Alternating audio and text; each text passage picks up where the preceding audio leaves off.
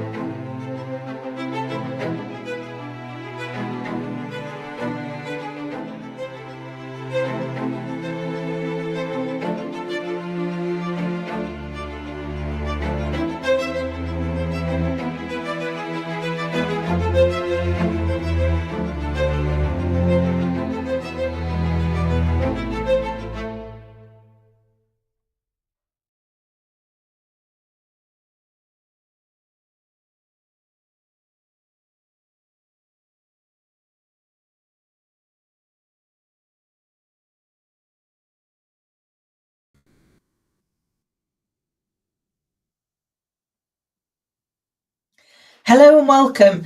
Good morning, good afternoon and good evening to wherever you are joining us today to watch and listen along to this episode of Authentic Achievements. And I'm normally joined by the fabulous Dr. Jacalyn, who is the founder, visionary and chief listening officer for Global TV and Radio. And she is here with us, but she's actually producing for us. So today, instead, I'm going to be joined by the amazing Lisa Ventura, who is my friend and co-founder of International Imposter Syndrome Awareness Day, which we started 4 years ago this year. So without further ado, I will bring in Lisa and introduce her to you. Lisa, hello. Hello there, Kim. It's an honour to be here this afternoon. Thank you. Oh, I'm so excited. I mean, one, I always love our conversations, but two, this is such an important subject and one that I know is close to our hearts. One, because we co-founded it, but two, because both of us have had our own challenges with that internal imposter over the years. So could you tell our audience, for those people that don't know anything about you yet, a little bit more about you and your journey, please? Absolutely. So I have been in the cybersecurity industry now for a number of years, since around 2009. Prior to that, I'd actually worked for a number of years in the entertainment industry, and I worked with the host of Who Wants to Be a Millionaire here in the UK, Chris Tarrant. Even then, I still had the biggest amount of imposter syndrome of, oh, I'm working with Chris Tarrant of all people, and this sort of thing shouldn't happen to me, and I'm a complete fraud and I shouldn't be here. And those feelings have stayed with me throughout everything that I've done and went on to do. So after that time, I went on to found the UK Cybersecurity Association, which is now called Cybersecurity Unity. And that's a membership and trade body for the cybersecurity profession here in the UK. The rebrand to Cybersecurity Unity means that it can be a more global membership trade association. And I've also done a lot of writing in the cybersecurity field, a lot of cybersecurity awareness training in cyber psychology. I talk a lot about the human elements of cybercrime and social engineering. And I've also been awarded an MBE in King Charles III's birthday honours list, his first birthday honours list, in fact, last year in May. And that was the day I found that out. That was the day I had the biggest amount of imposter syndrome of all. And Kim, as you rightly said, we co-founded the day about imposter syndrome a few years ago. And for me, it's about, really opening up the conversation about it, because until you and I and our other co-founder, Nat, and a few others started sort of, talking about this, but then um, putting our hands up and saying, I feel like this too, this happens to me. I thought I was the only one up until that point, and I felt really, alone until we all started talking about it and sharing our journeys. And full disclosure, I am actually neurodivergent. I was diagnosed with autism in 2018 and ADHD in 2023. And I think that there's a direct correlation between those of us that are neurodivergent and the level of imposter syndrome that many of us suffer. So it's a real honour to be talking about this today and really opening up the conversation about it too. I love it, Lisa, and you're right. For me, one of the oddities about imposter syndrome is nobody talks about it, because your biggest fear is that someone's going to find out that you're a fraud. So if you tell them you feel like a fraud, they're definitely going to find out. So you don't tell anybody, and therefore the only voice that you can listen to is the one in your head, and the one in your head, whilst utterly plausible, is utterly wrong. And so you get yourself trapped in them. And then, as you say, once you start talking about it, you suddenly realize that you're not alone, that actually you're not the only person that, I for many years thought, what on earth's wrong with me? I'd be having two conversations permanently. The one that I was allowing to come out of my mouth, and the one that was going on in my head going, they're going to find out, they're going to find out, they're going to find out. And it was really hard to kind of make that change. And that is, as you said, it's one of the reasons why we started that International Imposter Syndrome Awareness Day, to start a movement where people can share that actually this is how I feel. This is what it feels like to be me in these moments. And I'm so super proud of you for being awarded, which you so deserved. But I know that did cause you, at that, to take you all the way back after all the great work that you've done on kind of turning that inner imposter into an inner cheerleader. But that is also what happens, isn't it, with with this particular phenomenon? You don't always can say, well, I'm over it, I've done it now, it's just behind me, because you come up with a new place, a new situation, and all of a sudden it finds that chink, doesn't it, and comes back at you with a vengeance sometimes. Absolutely. And isn't it almost insane the way that we talk to ourselves? We would never talk to or consider, talking like that to somebody else, or to a friend or a family member. And yet we will completely just, put ourselves down, tell ourselves that we're complete frauds and we're going to be found out at any second.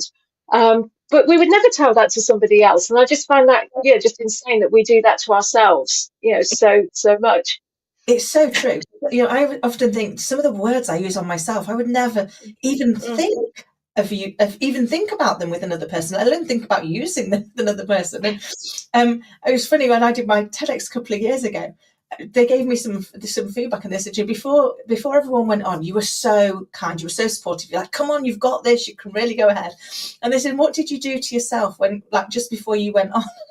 I looked at myself and went, oh, for crying out loud, it's 12 minutes and you're not going to die, are you? So just get over yourself and get on. They were like, the difference in kind of how you spoke to yourself versus how you spoke to everybody else. And I was like, yeah, funny, I would never have thought of saying that to anybody else, but to myself, that made so much sense. And, as we've chatted about a lot over the last few years, that is one of the great tricks, isn't it? Is to be able to say, if this was somebody I loved, that this was happening to, we're having this opportunity, that we're doing this thing, what would I say to them? And then say it to yourself so that you can actually be kinder. We're with ourselves 100% of the time. We're the one person we can't get away from. So why do we allow ourselves to be our own worst enemy instead of our own best friend? Absolutely, and the things that we tell ourselves that we're no good at what we do, that I didn't do that right, or I didn't say that right, or I didn't complete this task correctly, or whatever. And the pressure that we put on ourselves as well to deliver those things, and a lot of it is self-imposed pressure as opposed to deadlines or wherever we work or the things that we do. And I just find it fascinating that insight into that psyche of why, where we tell ourselves, these things that are just blatantly not true, at all. For years, I kept sort of telling myself in my head, you're a fraud. You don't deserve to be in this industry. You don't deserve to transition into cybersecurity. You don't deserve, anything that you're doing. And turning that around has been one of the biggest challenges. And I mean, for me personally, one of the biggest things that I say about imposter syndrome is that I don't think it ever completely goes away. I think there's always some elements of it there, and so I prefer to frame it around managing imposter syndrome as opposed to actually getting over it and never having it again, because I think that that's quite unrealistic. So I work on a number of things in a number of ways to manage it when I can feel those thoughts creeping into my head. And I've also, I was actually on a course this last month in January to become a neurodiversity in the workplace trainer. And one of the course cohorts shared something about her own imposter syndrome. And I asked her if I could sort of, take this idea and talk about it, and particularly talk about it during the day. And I'm hoping she'll come on and do a Q&A with me on the day itself, because she said she'd named her imposter syndrome and she calls it Doris. And whenever she feels that Doris is making an appearance, she'll always turn around and say, just go away, Doris, be quiet, Doris, and things like that. And I just found that just so, interesting and insightful that she'd actually, given a name to her imposter syndrome. And I really hope she'll come on the awareness day and do a talk with us about that. Oh, that would be fab. And I think it's funny, isn't it? I did mine almost the other way. So one of the things that I noticed, and I noticed this in my little girl, is even when she's really scared about something, like the slide's too high and she's got to the top of it, but she's not going to come down because it's too high. That the minute you give her favourite toy, like her little Lenny, all of a sudden she can do anything. And it took me back to when we were kids, and actually I was the same, as soon as I got my favourite toy that clearly was a stuffed animal and wasn't actually going to do anything to help me whatsoever. As an adult, I know that now. But as a child, as long as you'd got that, you were invincible. And so now I've got a tiny version of her toy called Lenny, who sits in my office. And every time I have those moments where I'm doubting myself, I'm like, come on, Lenny, I need you now. Because actually with you, I'm invincible. Because I think you're right. I think it's about, it's like when people, lots of people now do meditation. And I know when I first started out doing that, I was like, I do it wrong. I can't even get that right. I'm supposed to be meditating. I can't even get that right. Because I thought you weren't allowed to ever have any negative thoughts. So you weren't allowed to not be able to just think nothing. And I don't think I've ever been able to not think anything ever. So my brain just doesn't work like that. And then I realized actually it isn't. It's about not judging. It's about letting whatever comes come and go, and then letting it go without passing judgment, without holding on to it.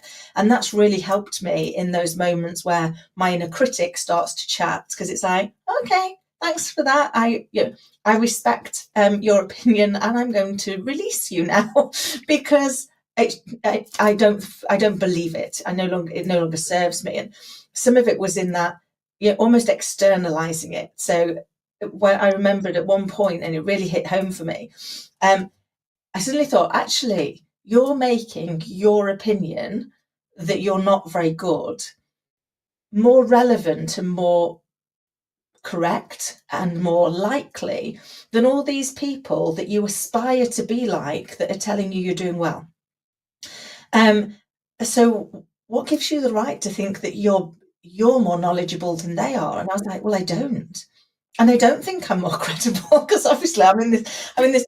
So now what I try and do is go, okay, I'm going to borrow their belief, because I think that is one of the greatest gifts that we have in the world, is we can lend somebody our belief. Whenever we ask them to do something, we ask them to do it because we know that we believe that they're going to be successful. But if we took the moment to actually share that with them, to say, Lisa, I want you to come on today to the show because I know you're going to be epic, and I know that this stuff, you're so credible and you're so real and relatable that you are going to be amazing.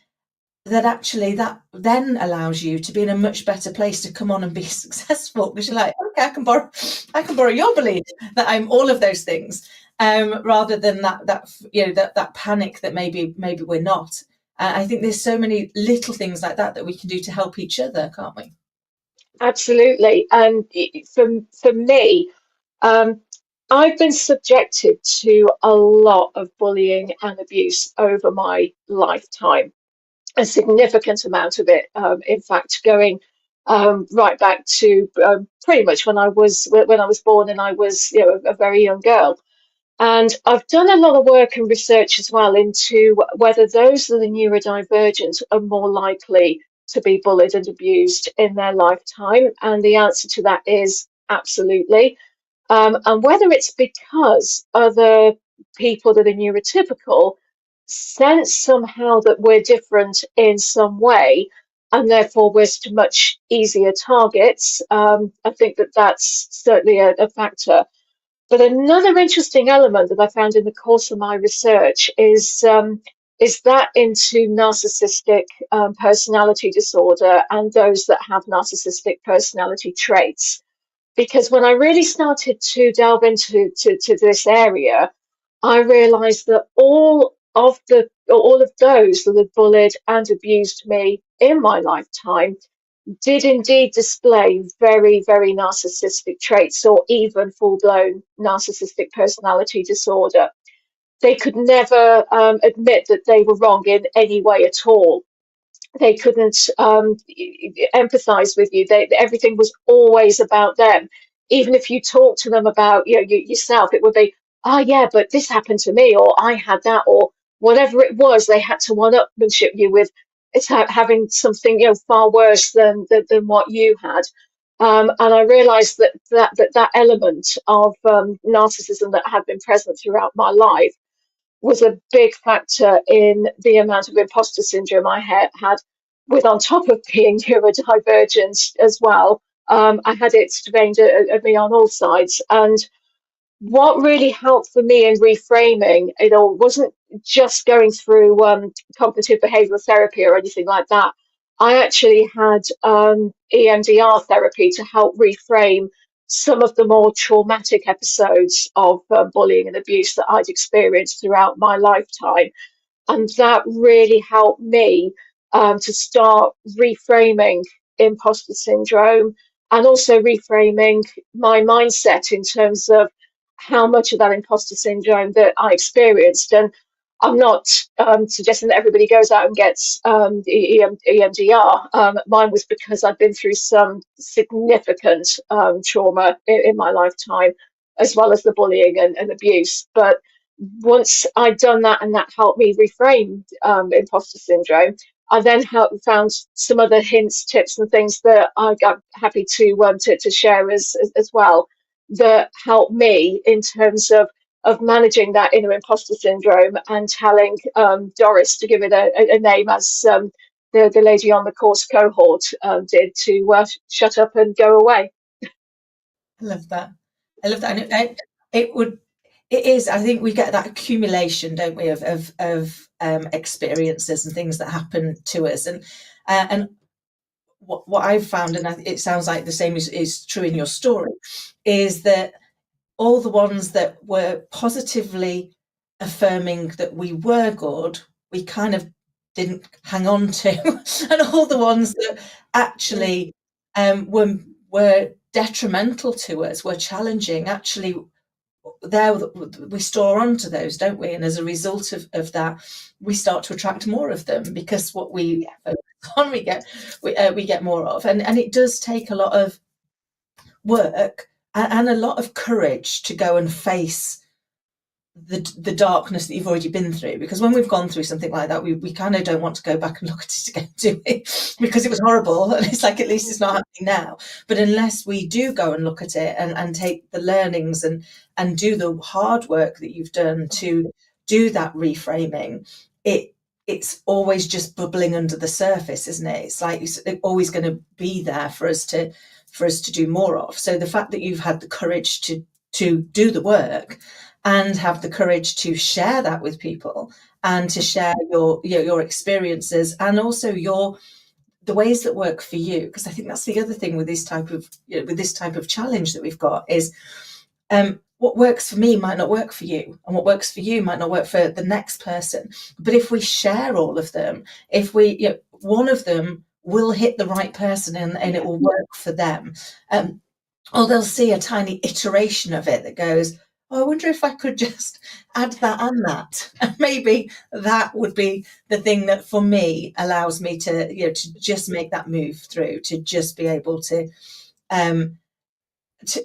regain control, isn't it? And feel like actually you're the one that can determine at the end of the day whether it was a good one or a bad one, because you take back that power and that control in what you're thinking. Doesn't mean to say you never get the bad thought. It doesn't mean to say you never get that that doubt again. But I think it's in the speed within which you can recognize that that's where you're heading, and then use some of these things that you've found along the way to reframe yourself back into, that's a rabbit warren I don't want to go down, thank you very much, and I'm going to come back over here.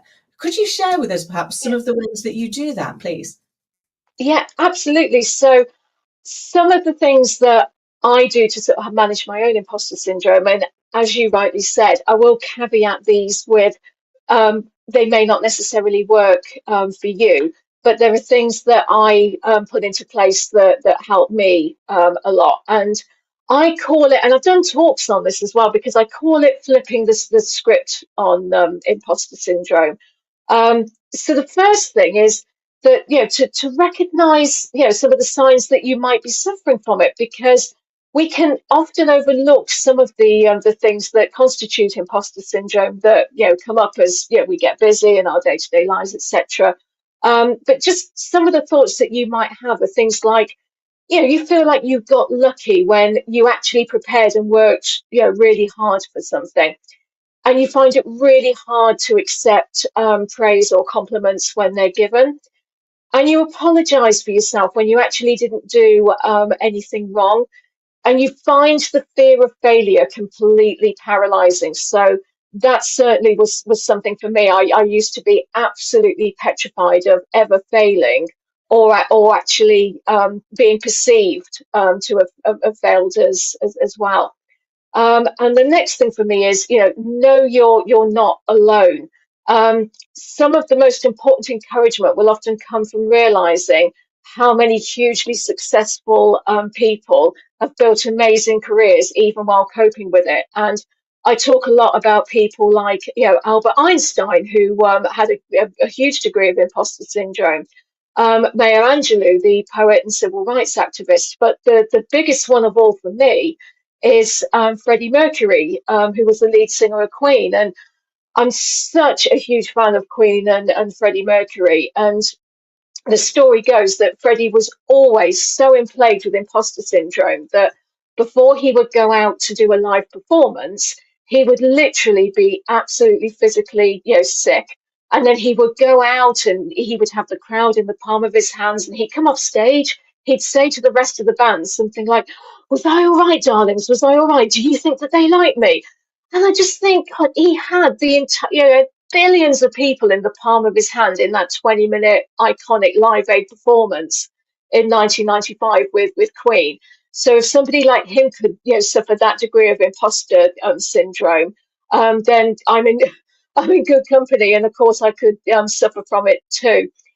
And another thing for me is, follow your own path and don't compare yourself to others. And I realise that this is quite a really difficult thing to do. But, a few years ago, when I was thinking about launching the trade association in cybersecurity, imposter syndrome stopped me. And although I'd been in cybersecurity for a few years by then, I was thinking, I can't do this. Everyone will think I'm a fraud.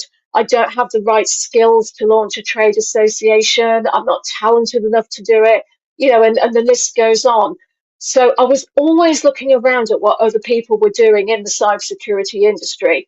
And every time I got close to launching it, I panicked, thinking that I just wasn't good enough and that they were all better qualified than me to launch it. So I really had to work hard to flip the script, on those thoughts and go ahead with it, despite some quite significant personal challenges at the time.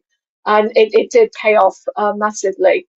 Um, Another thing for me is to be proud of and acknowledge your achievements. So I find this, really hard to do, but I have a bullet journal, and every week I note down all the wins that I've had and the things that I've done, no matter how small or insignificant that I think that they might be. And some days or some weeks, it might even be as simple as I got out of bed that morning because I was feeling, just not like I wanted to get up or that I wanted to, face the world or do anything. So if I managed to do that and get out of bed, on a particular day, I still consider that a big win for me. So having that bullet journal and noting down, all those things, all those achievements and things that I've done, I then look back on them, and when I get those feelings of imposter syndrome creeping in, that serves as a real reminder for me that, look at what you've done and look at what you've achieved, and that really does help me a lot. I love that. And I've got a good friend who introduced me to what she called the Big Me Up book.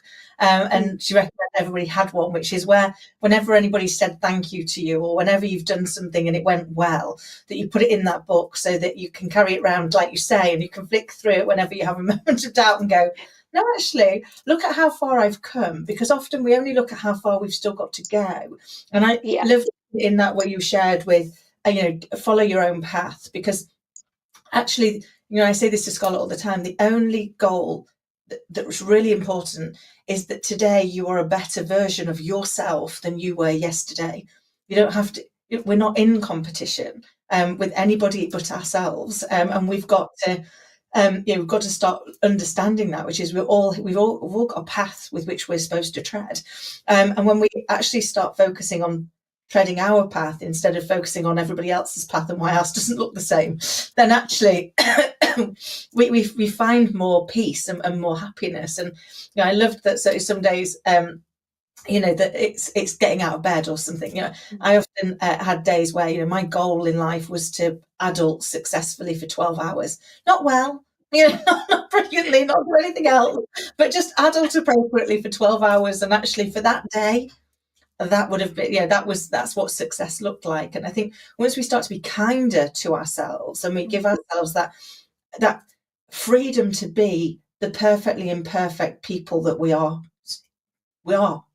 because nobody's perfect, then actually we take away just a little bit of that pressure that we are pulling ourselves under with almost all the time. And I think it seems to be getting worse, particularly because we're in a compare and despair society. So we look at the airbrush perfection of everybody else's life and the messy reality of our own. We find ourselves lacking because they don't match up. But the reality is nobody's life is that perfect all of the time.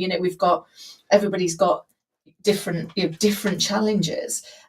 And I was talking to somebody about this just the other day, and they said it was interesting. You might look at somebody and go, "Oh, I wish I'd got what they'd got." But if that's what you're thinking, you've got to take all that they've got.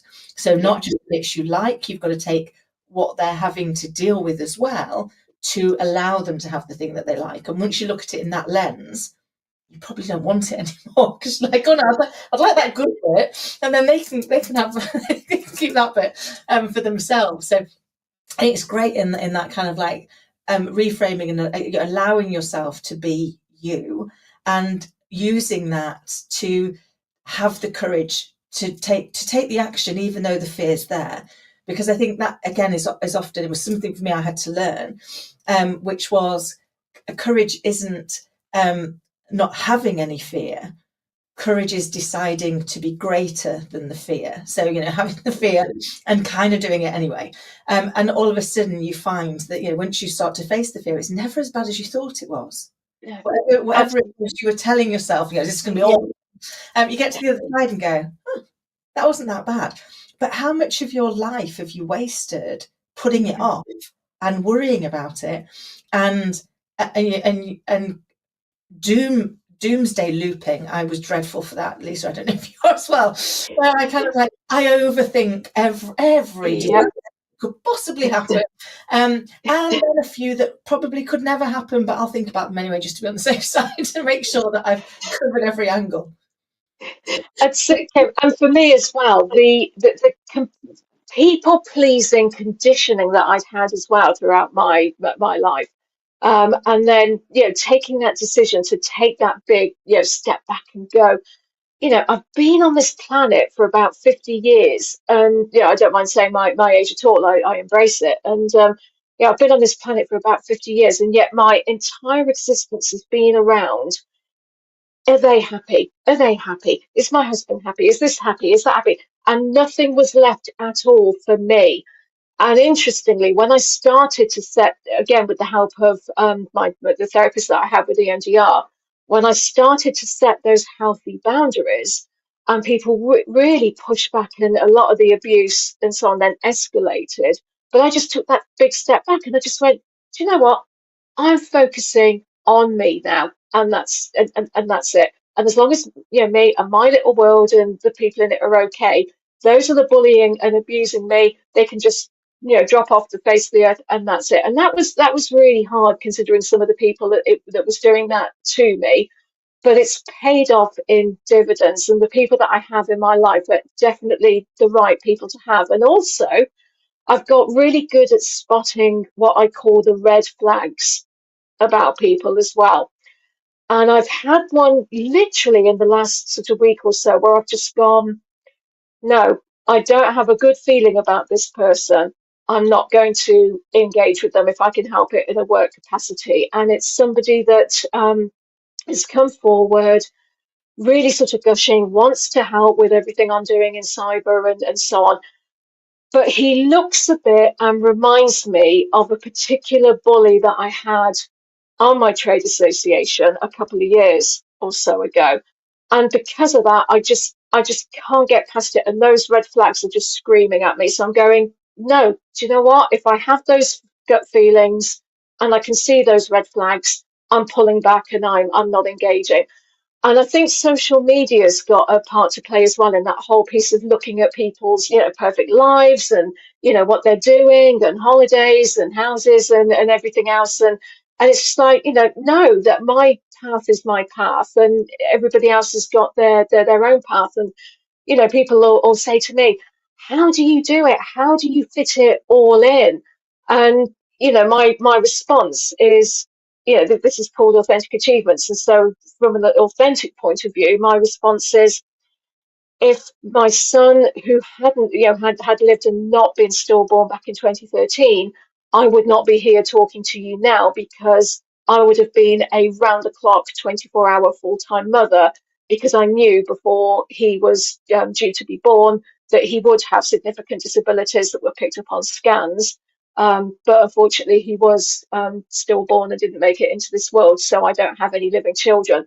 But that's my path. That's my story, and I genuinely would not be sat here talking to you now. I would be the full-time mother of my son, who had significant needs and disabilities, and would rightly be focused on him 24/7 and not be doing any of this. So I think it's about as well not judging that book by its cover, so to speak, and not looking at the surface and thinking, oh, she does this, and she's so busy, and she goes here and she does this. But that's not the life I was supposed to have. I was supposed to be a parent, and that didn't happen. So I'm making the best of the life that I do have now in the hope I can make my son proud of me. I have absolute faith, my love, that he is so, so proud of you. Never doubt that for a second. I know he will be. And you know, my heart goes out to you. I lost a baby not as far along, and I don't think that I don't think words can describe it for anybody, and I don't think anybody else has the same experience. Because, you know, I always think you can't say, yeah, I know what it feels like, because you don't, and because you're not them, and you don't know what they put through it. And but again, I know when I went through mine, the way I spoke about myself and my failure to be able to bring my child through. And I remember at one point telling myself, like, 12-year-olds can do this. 12-year-olds can do this. This is what you're put on earth to do, and you can't. That's how incompetent you are. I would never say that to another human being. Never think it about another human being. But it shows the depth of kind of just how cruel we can be to ourselves. And I love that you shared with us about that. You know, trusting that instinct. You know, we've learned to ignore our instincts. We've learned to ignore that gut instinct and instead pretend that we're over here being these very logical, very thinking beings.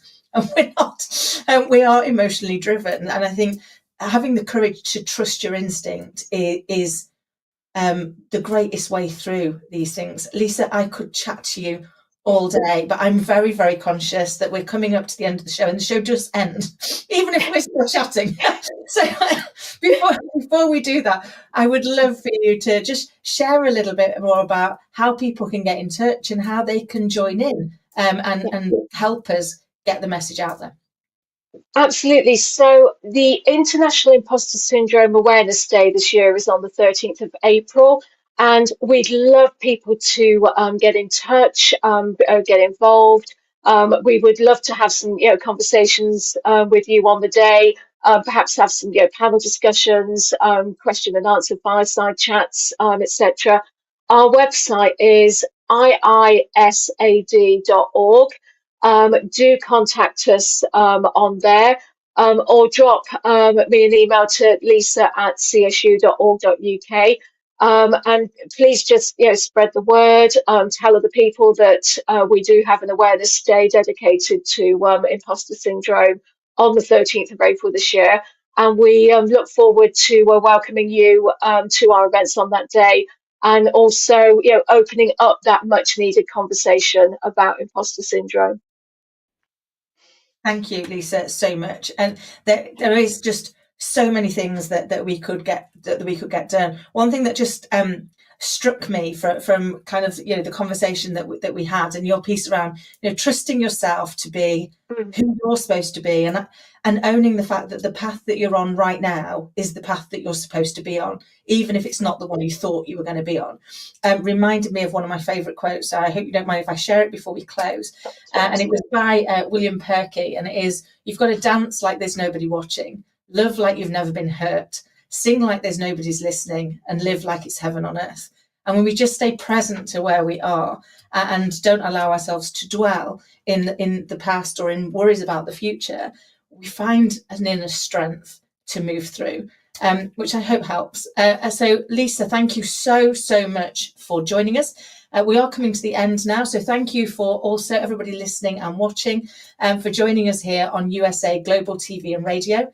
I really look forward to seeing you again in a fortnight's time, and I hope you join us on the other amazing shows that are on this network that has been designed to help you to achieve your dream, whatever that be. Thank you.